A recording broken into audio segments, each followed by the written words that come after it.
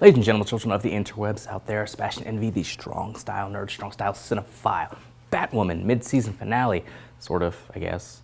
These are usually the episodes that set up some early events following the Christmas break all these shows go on. Now, sometimes it involves whomever the big bad is of the season laying a total smackdown on our hero and setting themselves up as a real threat.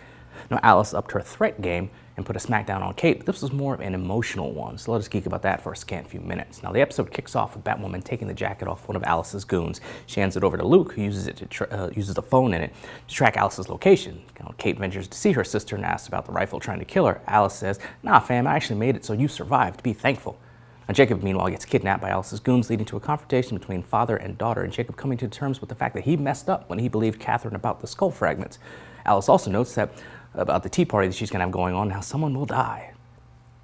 Mary invites Kate to a benefit gala set to honor Catherine. Kate says, "Nah, fam," leading Mary to rightfully point out the hypocrisy of Kate's position about Alice but not about Catherine. She also says Jacob is going, leading Kate to confront her father, who says everything is okay between himself and his estranged wife. This is, of course, Mouse as Jacob. Now, Kate soon figures out the ruse. She confronts her sister again, claiming there's still good in her. Mary, Catherine, and not Jacob head to the gala. Luke figures out that there are crows on duty who are really Alice's men. Well, Catherine hits the stage to accept her award, but soon sees Alice has co-opted the teleprompter and forces Catherine to read a speech that exposes Catherine and Jacob as frauds. She's soon bleeding from the nose and passes out. Mary rushes to her mother's side as Batwoman fights off the not crows to trap folks in the event area. Alice then confronts Mary and Catherine, revealing that she poisoned Catherine. She offers the antidote if Catherine apologizes for what she did. Catherine offers up an apology, and Alice hands her the antidote, but just then Mary starts showing symptoms of the poison. Catherine and Mary go back and forth about the antidote, and Mary eventually gives in to her mother's urging and ingests the tea. They have more heart-to-heart time until Catherine dies. Now, Kate confronts Alice, who tells her about poisoning Catherine.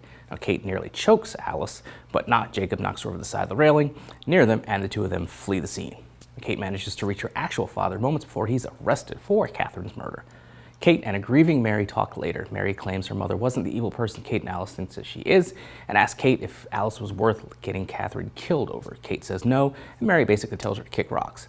Kate then visits her dad and tells him that she won't stand in his way when he goes after Alice. Now, with Sophie and her husband, whose name I can't even remember, that shows you how insignificant the guy is. As many episodes I'm watching, I can't remember the dude's name. They get tranked by not Jacob, and then they have a couple scenes. They're not really vital to the episode. They have a couple scenes where they kind of discuss their relationship and where it is now, and how the husband kind of is sad because he thinks that Sophie is still in love with Kate, or maybe not as much as in love with him, which she kind of says, and then they agree to, or she doesn't exactly agree to it. He just says, "Hey, you need some time. Maybe you'll figure it out and figure out that you still want me. If you do, I might be here." And then he's out. So we'll see how that goes when the show comes back to its regular kind of storyline.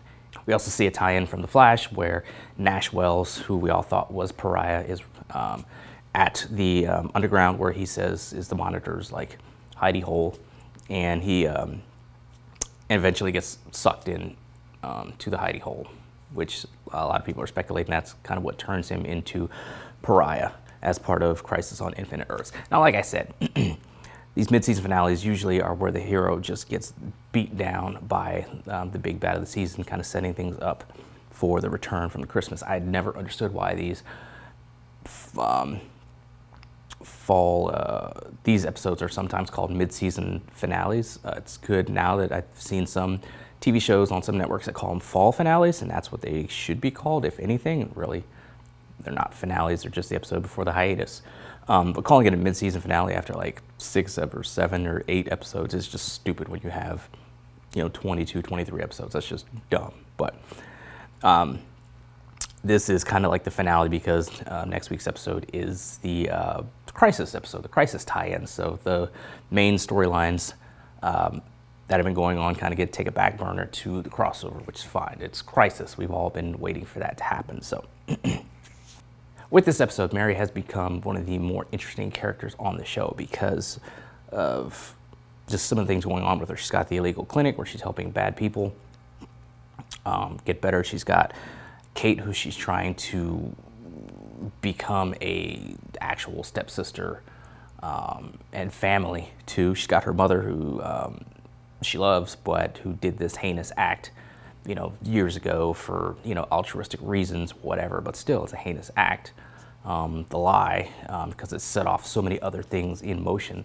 And now she's got Kate, who was just pushing and pushing for the redemption of Alice, who led to her mom getting killed. Now she finds out that Kate is Batwoman. I'm wondering how that's going to change things. At first I thought maybe she was going to be the medical person on Team Batwoman, and maybe she still will eventually.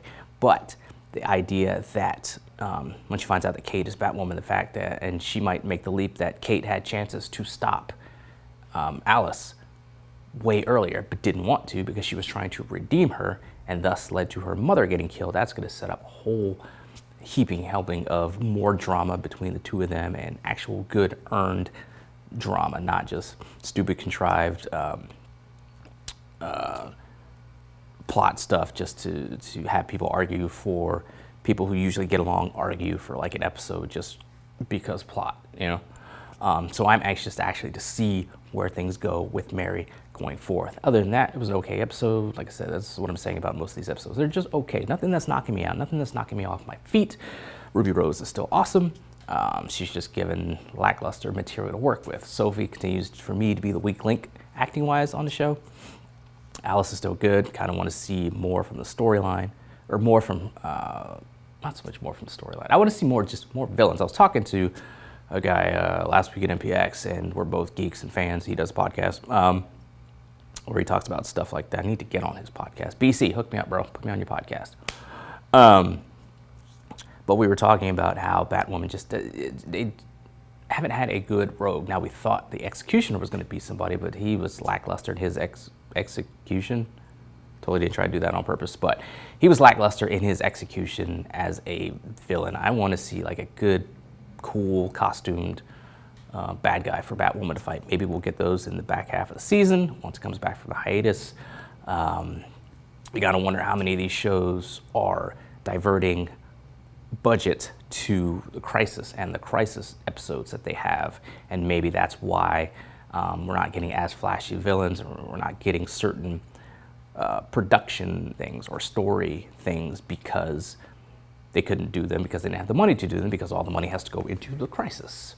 Remains to be seen. Remains to be seen what happens in Crisis and how big it is, how involved it is from a CG standpoint. Remains to be seen. I really got to stop saying that. But anyway, I just want to give some of my scattered thoughts on it. Like I said, it was a good episode. It kind of changed the stakes of the show, added some emotional weight to the show and the story going forth, especially between Kate and Mary, and now Kate and Alice, and Jacob and Kate.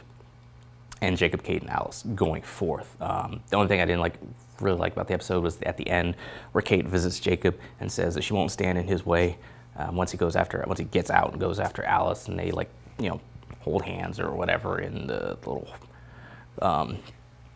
holding room that Jacob's in or whatever. I get what it was supposed to accomplish from a story standpoint, but just in its visual execution, God, it was so just hokey and corny and just ugh.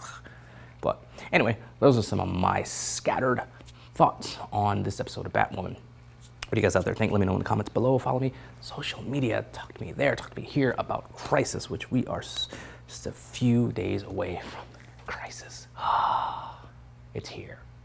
Hopefully I'm not setting myself up for massive disappointment with my expectations for Crisis, but we'll see what happens. Meantime, let us geek.